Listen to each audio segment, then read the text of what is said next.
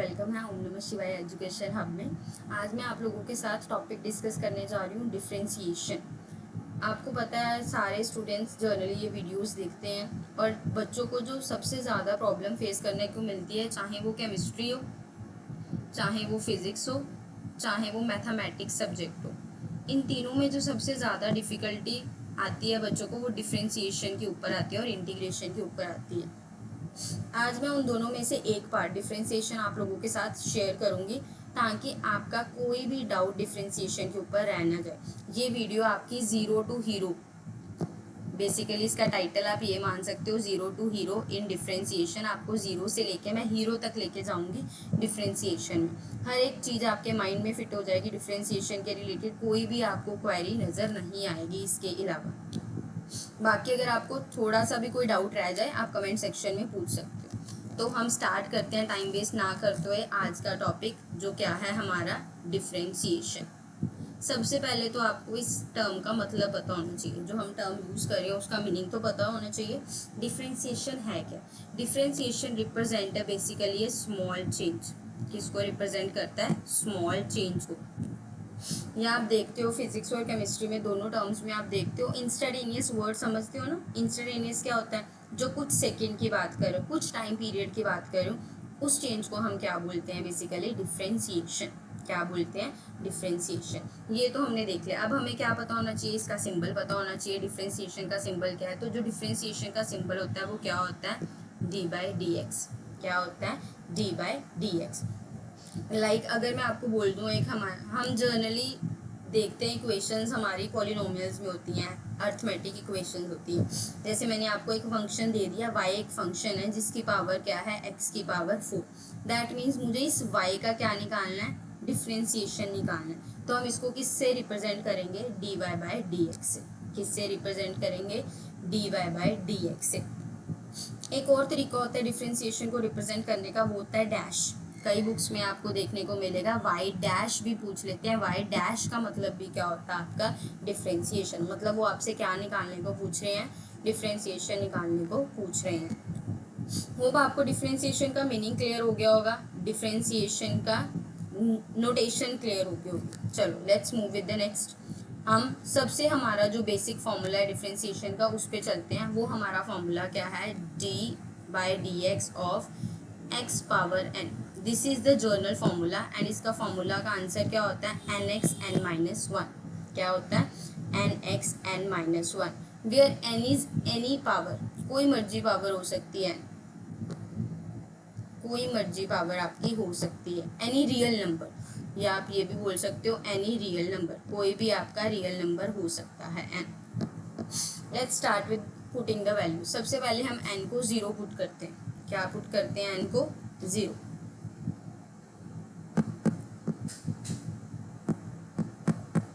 देखो अगर आप किसी को भी 0 से मल्टीप्लाई करोगे you will get 0। You will get 0। इससे आपको क्या पता लगा? अच्छा अब मेरे को ये बताओ, किसी की भी पावर 0 क्या होती है? 1 ना। हम छोटी क्लासेस में पढ़ते हैं, 7th 8th में पढ़ा होता है सबने कि किसी की भी पावर 0 क्या होती है? 1। 1 इज व्हाट? 1 होता है क्या? 1 क्या है? एक कांस्टेंट नंबर है। क्या है? एक कांस्टेंट नंबर है। दैट मीन्स इससे हमारा क्या बन गया फॉर्मूला कि कांस्टेंट टर्म की अगर आप डिफरेंशिएशन करो तो आपको क्या मिलेगा? 0। क्या मिलेगा? 0। तो इससे आपने एक पॉइंट अपनी नोटबुक पे याद रखना है, that differentiation of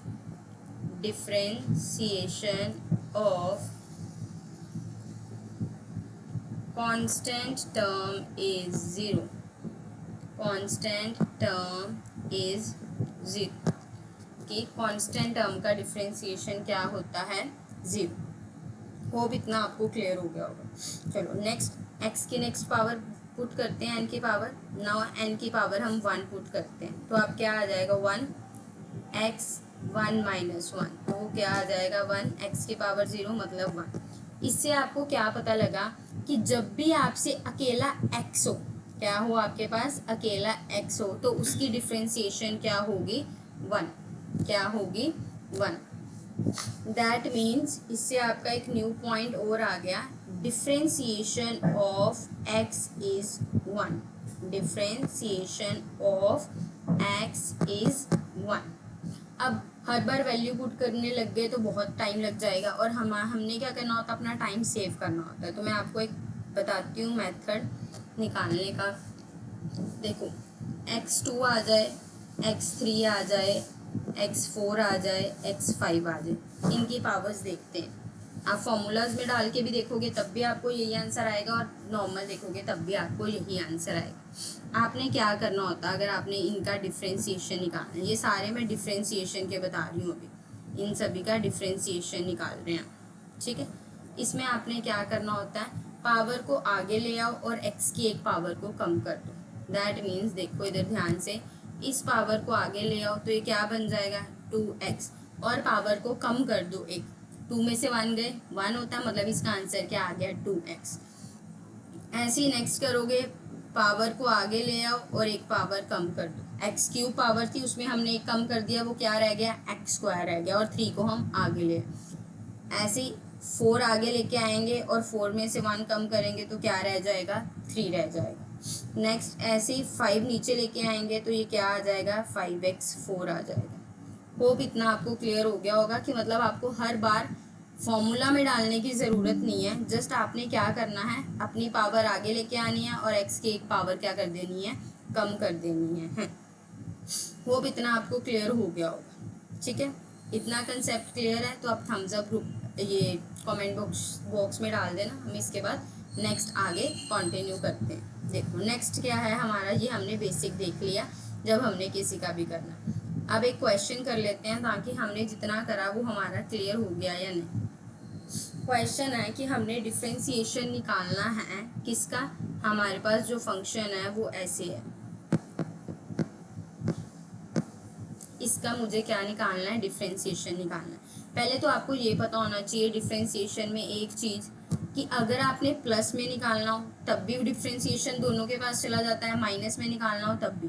that means, चलो अगर मैं सिंपल लैंग्वेज में आपको लिखूं कि मेरे पास दो फंक्शन है, एक fx है और एक gx है, मैंने इन दोनों के ऊपर डिफरेंशिएशन निकालना है, तो मेरा डिफरेंशिएशन कैसे निकलेगा, d/dx ऑफ fx, पहले मैं fx के ऊपर निकाल लूँगी, प्लस d/dx ऑफ gx, फिर मैं gx के ऊपर निकाल लूँगी, और एंड में मैं उन दोनों के डिफरेंशिएशन को क्या कर दूँगी, प्लस कर दूँगी, तो मेरा ओवरऑल आंसर आ जाएगा।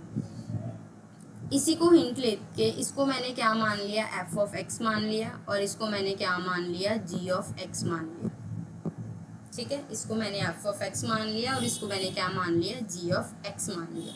तो मतलब ये जो हमारा, जब हमने dy/dx का डिफरेंशिएशन निकालना है, ये हमारा क्या हो जाएगा, differentiation of 4x² plus differentiation of 12x³,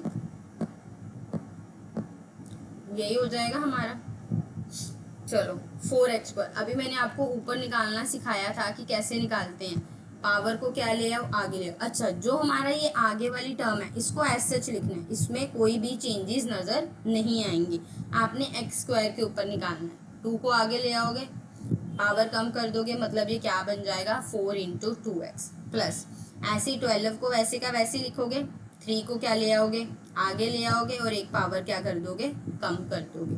तो मतलब ये आपका क्या बन गया, 4 × 2 8x प्लस 12 3 = 36x²।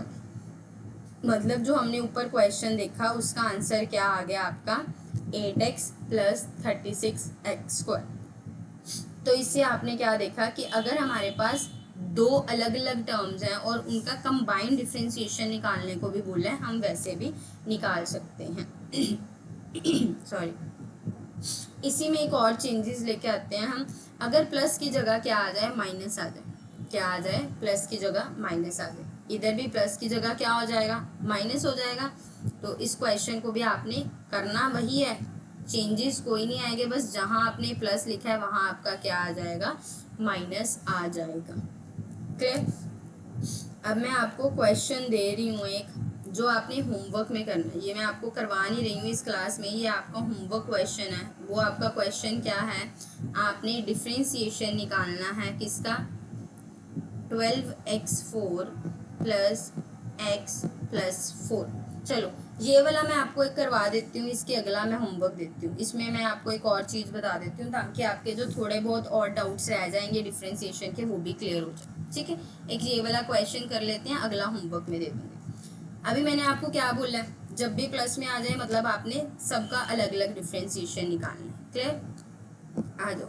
मतलब सबसे पहले हम किसका निकालेंगे, 12x4। मैं आपको लिख नहीं रही हूँ d/dx of 12x4 plus x, क्योंकि हम क्या कर रहे हैं, हम कॉम्पिटिटिव लेवल से ये वाला टॉपिक कर रहे हैं। मैं आपको +2 लेवल से नहीं करवा रही हूँ अगर टॉपिक। हाँ, ये आप देख सकते हो, +2 लेवल वाले बच्चे जिनके पास मैथमेटिक्स है वो ये देख सकते हैं, बट मैथ्स में एक एक स्टेप आपको लिखना पड़ेगा। दैट मीन्स आपको पहले ये लिखना पड़ेगा d/dx ऑफ 12x4, फिर आप इसके बाद नेक्स्ट स्टेप में 12 को बाहर कॉमन ले लोगे, क्योंकि हम डिफ्रेंसिएशन किस पे निकाल रहे हैं, सिर्फ x4 पे निकाल रहे हैं। फिर आप उसके बाद फॉर्मूला लगाओगे इस पे, तो आप लिखोगे 4x3। ये हो जाएगा आपका 12th वाला लेवल, मतलब 12th में जिसने मैथमेटिक्स लिया कि आपने ऐसे स्टेप बाय स्टेप लिखना। पर आज की जो क्लास है वो बेसिकली कॉम्पिटिटिव लेवल के लिए, मतलब जैसे जो जेई की प्रिपरेशन कर रहे हैं, जो नीट की प्रिपरेशन कर रहे हैं, जहाँ पे भी आपका डिफ्रेंसिएशन या इंटीग्रेशन यूज़ होता है किसी भी कॉम्पिटिटिव एग्जाम में, जैसे नेट हो गया, गेट हो गया, टिफर हो गया, जहाँ पे भी यूज़ होता है वहाँ आपको टाइम आपका सेव हो जाए, इसलिए हम ये टॉपिक डिस्कस कर रहे हैं एक तरह से। बाकी मैंने आपको बता दिया 12th वालों ने स्टेप कैसे करना है, वो ऐसे कर सकते हैं, कोई इशू नहीं है उसमें। बट अभी मैं इतना टाइम नहीं वेस्ट करूँगी बाकियों का कि मैं आपको एक एक स्टेप करके दिखाऊँ। ठीक है, तो आप ये स्टेप अपने माइंड में रखना। +2 वाले जो मैथ्स वाले देख रहे हैं, बाकियों के लिए तो हम कर ही रहे हैं। हमने क्या बोला है, जो कांस्टेंट है उसको ऐसे ही रखना, इस पे डिफ्रेंसिएशन लगाना है। इस पे लगाएंगे तो क्या आ जाएगा, पावर आगे और एक पावर कम होगी। सबसे पहले इससे ऊपर जो मैंने आपको बताया था, differentiation of x is always 1। क्या होता है, differentiation of x is always 1।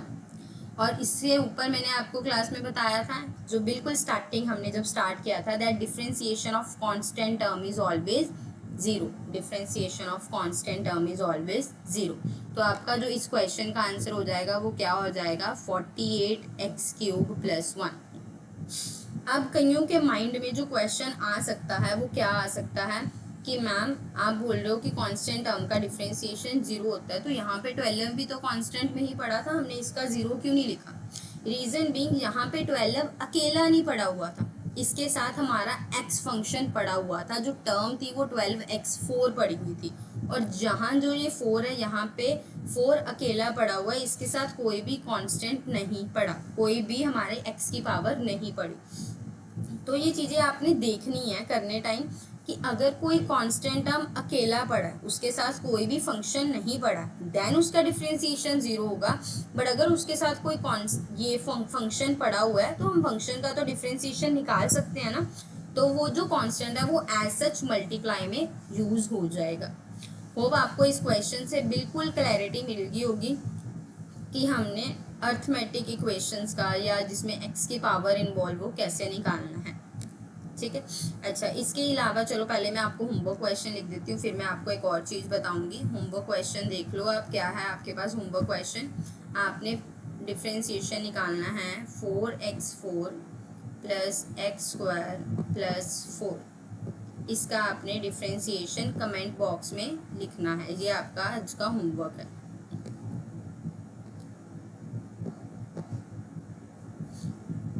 ऊपर मैंने आपको एक क्वेश्चन दे दिया है जो आपने होमवर्क क्वेश्चन में लिखना है।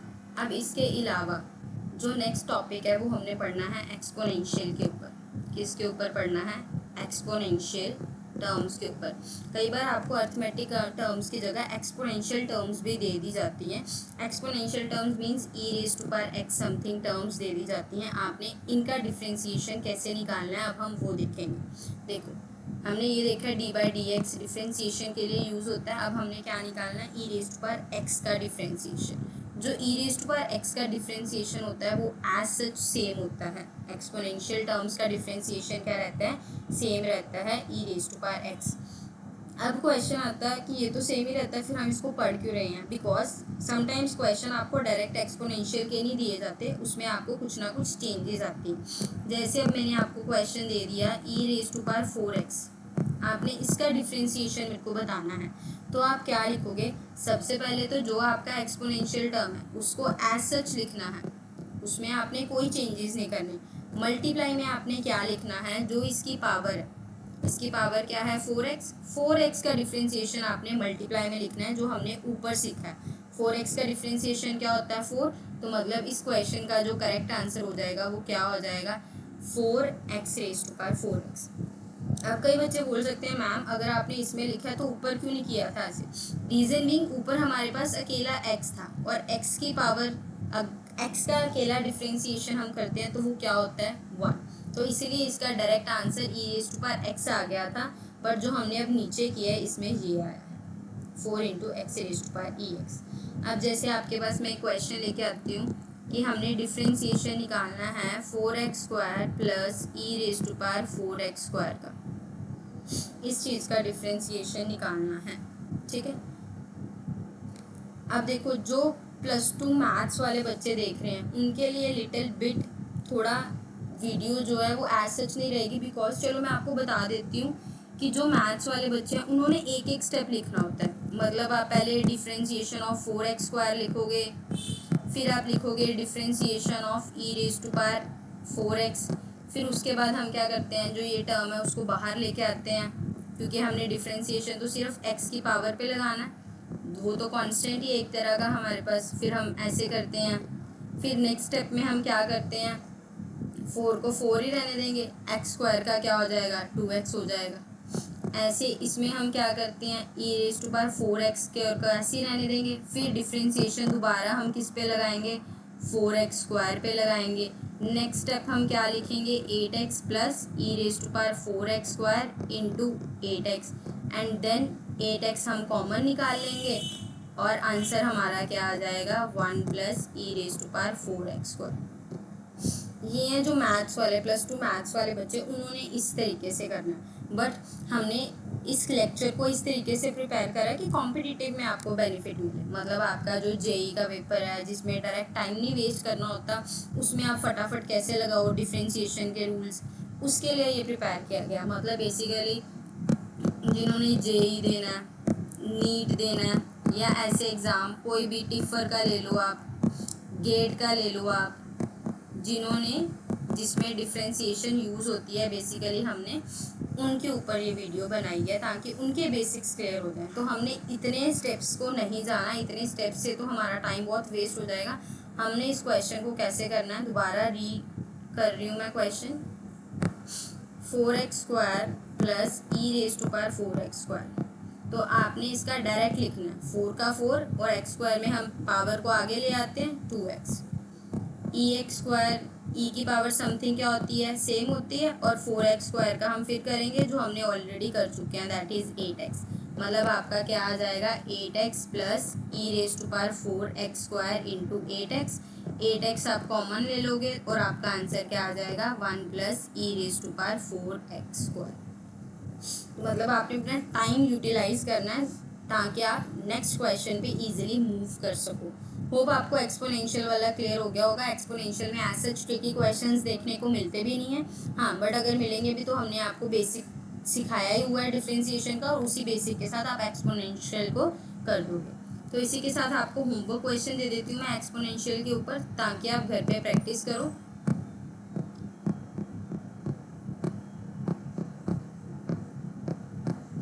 इस क्वेश्चन को आपने कमेंट बॉक्स में लिखना है, कमेंट में इसका आंसर ज़रूर करना है। डाउट होगा तो भी कमेंट करना है कि मैम इस चीज़ के ऊपर डाउट है, प्लीज़ आप इसको क्लियर कर दो, ठीक है। अब हमने अर्थमेटिक कर लिया, हमने लॉगरिथम ये एक्सपोनेंशियल कर लिया। अब नेक्स्ट टॉपिक हमारा आ गया लॉगरिथम्स। अब हमने किन के ऊपर डिस्कशन करनी है, लॉगरिथम फंक्शंस के ऊपर। लॉगरिथम फंक्शंस आप लोगों को पता है क्या होते हैं, लॉग एक्स, क्या होते हैं log x। तो डिफ्रेंसिएशन ऑफ log x का क्या आंसर होता है 1/x, क्या होता है 1/x, ये होता है डिफरेंशियल ऑफ log x। अब जैसे हमने एक्सपोनेंट में देखा था सीधा तो आ नहीं जाता e raise to power x, सीधा बता दो भाई e raise to power x है, ऐसे सीधा log x आ भी जाता है 1/x, पर कॉम्प्लिकेट भी आ जाता है। तो हमने अगर कॉम्प्लिकेट आ जाए कुछ तो कैसे करना है। एक और रूल भी बताऊंगी इसी के साथ। देखो आपके पास आ जाए लॉग एक्स स्क्वायर का डिफ्रेंशिएशन करना है। किसका करना है? लॉग एक्स स्क्वायर का डिफ्रेंशिएशन करना है। देखो ऊपर हमने क्या करा था, जो लॉग के साथ था उसको हम डिनोमिनेटर में ले आए थे, राइट। ऐसे हमने इसमें करना है। लॉग के साथ कौन है? एक्स स्क्वायर, तो मतलब वो हमारा क्या आ जाएगा? डिनोमिनेटर में आ जाएगा। इनटू एक्सपोनेंट में क्या करते थे, जो पावर होती रहेगी, जो मतलब एक्सपोनेंट के ऊपर होती थी पावर, उसका अलग से डिफ्रेंशिएशन करते थे। ऐसे ही हमने इसमें करना, लॉग के साथ जो टर्म है उसका अलग से डिफ्रेंशिएशन करना। मतलब एक्स स्क्वायर का जब आप अलग से डिफ्रेंशिएशन करोगे क्या आ जाएगा? 2x, एक्स से एक्स कैंसिल हो जाएगा, आपका क्या बच जाएगा? 2/x। क्या आ जाएगा? 2/x। अब इसी में अगर आप आगे देखो, थोड़ा सा हम और इसको ऊपर लेवल तक लेके जाएं, एक्स क्यूब लेके जाएं, तो आप क्या करोगे? पहले तो एक्स क्यूब ऐसे डिनोमिनेटर में ले जाओगे, फिर एक्स क्यूब का डिफ्रेंशिएशन कर दोगे, तब भी आप देखोगे आपका क्या आया? 3/x आया। फिर एक और स्टेप लेके जाते हैं ऊपर, एक्स क्यूब की जगह x4 आ जाए, फिर भी हम क्या करेंगे? पहले तो ये पावर एज सच लिखेंगे, इनटू इस पावर का, इस x4 का डिफ्रेंशिएशन अलग करेंगे। 4x क्यूब, क्यूब से क्यूब कैंसिल, फिर आपका आ गया 4/x। तो इसमें आपने क्या देख रहे हो कि जो x की पावर हो रही है वही हमारा कहाँ जा रहा है? न्यूमिनेटर में जा रहा है। कहाँ जा रहा है? न्यूमिनेटर में जा रहा है। तो इससे आपने एक फॉर्मूला न्यू डिराइव कर लिया, d/dx ऑफ log x की पावर n का क्या फॉर्मूला होता है? n/x। अब ये फॉर्मूला क्यों हमने बनाया? कॉम्पिटिटिव लेवल में हमने क्वेश्चन में आ जाए, आपके पास न्यूमेरिकल आ जाए कोई कि आपने सॉल्व करना है x की पावर 6 का, तो अब सीधा लिख सकते हो क्या आएगा? 6/x। x की पावर 8 का क्या आएगा? 8/x।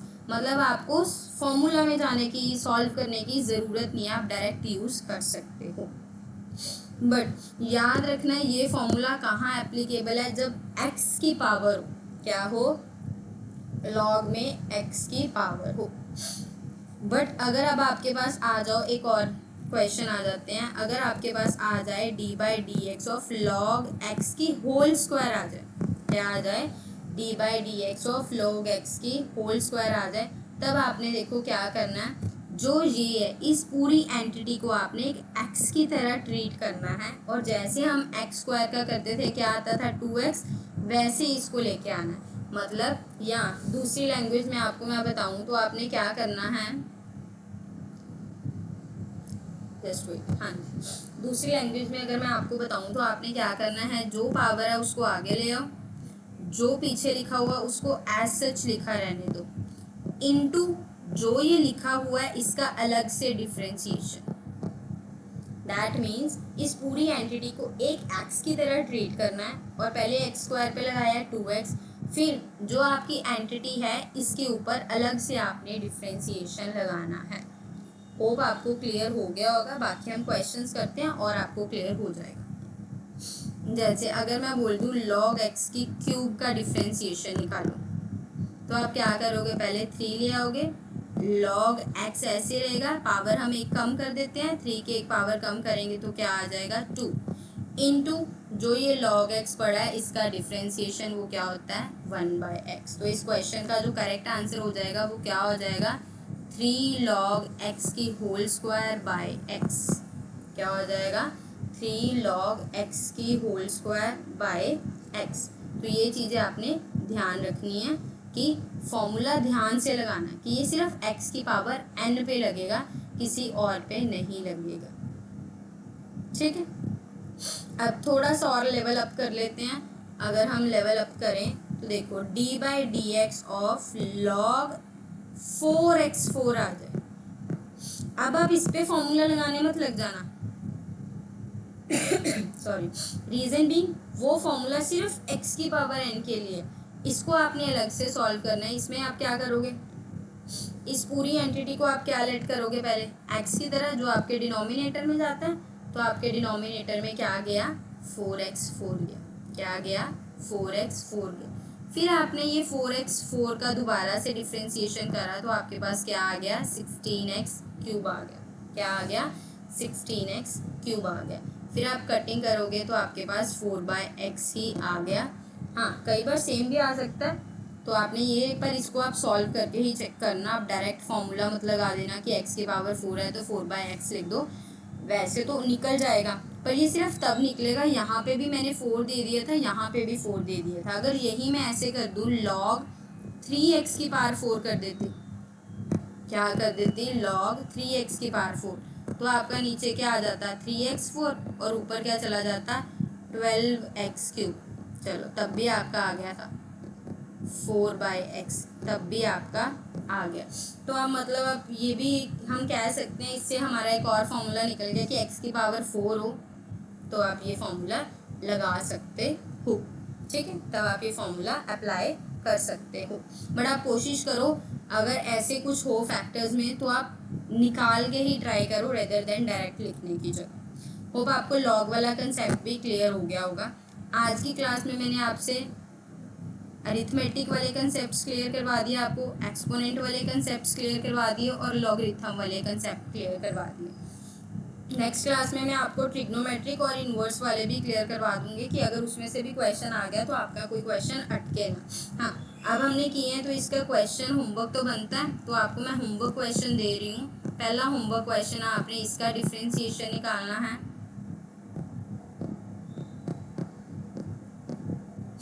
सेकेंड क्वेश्चन आपने ये निकालना है।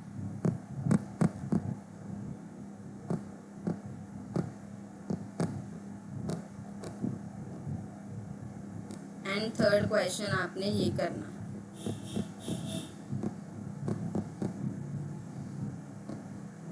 ये 3 क्वेश्चन भी आपके होमवर्क क्वेश्चन है, इनके भी आंसर्स आपने कमेंट बॉक्स में लिखने हैं। होप आपको आज की क्लास अच्छी लगी होगी। बाकी इसकी क्लास ये डिफ्रेंशिएशन कल मैं वाइंड अप कर दूंगी आपका ट्रिग्नोमेट्री और इनवर्स करवा के, ताकि आपको कोई भी डाउट ना रहे डिफ्रेंशिएशन में। हाँ, जैसे मैं आपको हर बार बोलती हूँ आज भी बोलूँगी, लाइक करना नहीं भूलना, कमेंट करना नहीं भूलना और शेयर करना तो बिल्कुल भी नहीं भूलना अपने फ्रेंड्स के साथ। एंड सब्सक्राइब ज़रूर कर लो, बेल आइकन दबा दो ताकि आपको जैसे वीडियो अपलोड हो साथ के साथ नोटिफिकेशन आ जाए। Do like, comment, share and subscribe with your friends. अब मिलते हैं नेक्स्ट, इसमें डिफ्रेंशिएशन का लास्ट पार्ट करवा के मैं आपको डिफ्रेंशिएशन वाइंड अप करवा दूंगी, ताकि आप कोई भी क्वेश्चन उठाओ, किसी भी सब्जेक्ट का उठाओ, आपको डिफ्रेंशिएशन में कोई भी दिक्कत ना आए। Thank you.